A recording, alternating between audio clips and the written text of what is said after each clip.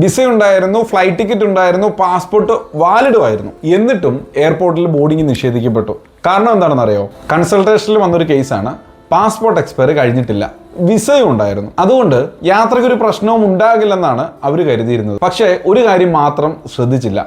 ആ രാജ്യത്തേക്ക് യാത്ര ചെയ്യാൻ ആവശ്യമായ പാസ്പോർട്ടിന്റെ വാലിഡിറ്റി. ചില രാജ്യങ്ങളിലേക്ക് പോകുമ്പോൾ പാസ്പോർട്ടിന് കുറഞ്ഞത് 6 മാസത്തെ വാലിഡിറ്റി വേണം. ചില രാജ്യങ്ങൾക്ക് 3 മാസം മതിയാവും. മറ്റ് ചില രാജ്യങ്ങൾക്ക് വേറെ റൂൾസ് ആയിരിക്കും. അതുകൊണ്ടാണ് വിസ ഉണ്ടെന്നത് മാത്രം യാത്ര ഉറപ്പിക്കാനാകുന്നില്ല. ട്രാവൽ പ്ലാൻ ചെയ്യുന്നതിനും ഫ്ലൈറ്റ് ടിക്കറ്റ് ബുക്ക് ചെയ്യുന്നതിനും മുമ്പ് നിങ്ങൾ പോകുന്ന രാജ്യത്തിന്റെ എൻട്രി റിക്വയർമെന്റ്സ് ഒരിക്കൽ കൂടി ചെക്ക് ചെയ്യൂ. ഒരു ചെറിയ ശ്രദ്ധക്കുറവ് എയർപോർട്ടിൽ ബോർഡിംഗ് നിഷേധിക്കപ്പെടാനും അനാവശ്യമായ ടെൻഷനും ചെലവും ഉണ്ടാകാനും കാരണമാവും. ഇത്തരം നിരവധി ട്രാവൽ ആൻഡ് ഡോക്യുമെന്റ് ഇഷ്യൂസ് ഞങ്ങൾ കൺസൾട്ടേഷനിൽ കാണാറുണ്ട്.